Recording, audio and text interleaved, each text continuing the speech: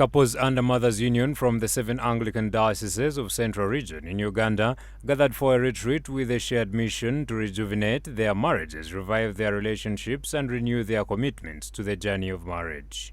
The retreat was opened with a worship service led by Reverend Canon Geoffrey Muwanguzi, the Archdeacon of Undeja Archdeaconry.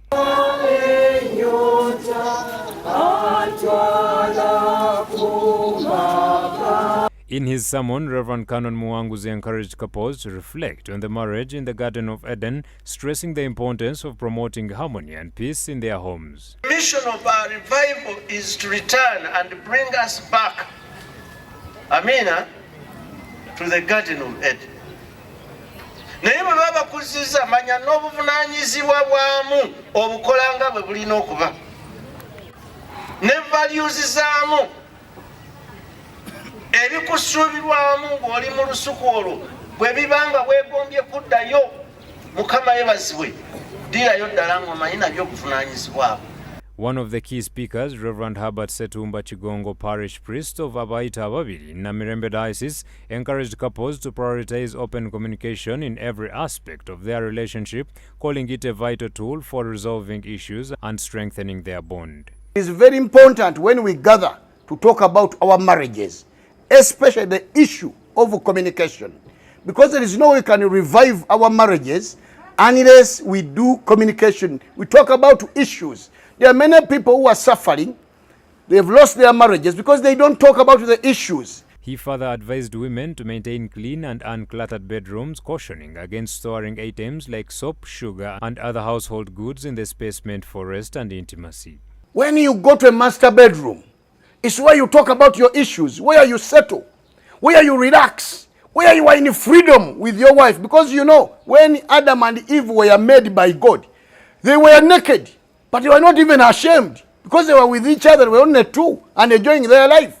But you find so many bedrooms with the sugar, with the soap, bars of soap. Everything is scattered, the clothes, everything is there, pineapples and what have you. I always tell the women that we should be behaving very well, so that even when your husband is somewhere on the job, he's anxiously waiting to come back home because you make him happy. But when you make him annoyed, he will make sure he lays somewhere watching a match, doing this and this. So we all want ourselves to be happy. Even as women, we should look also on ourselves. Because these days, what has come up, women are beating up their husbands, which is not good. I always tell women and ladies outside there that if it is your child who is a boy and being battered by the woman, how do you feel?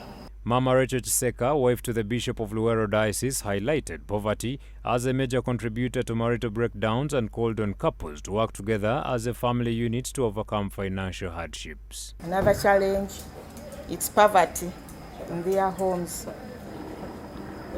It's also a challenge if there is no money in their homes. It brings about conflict within the home.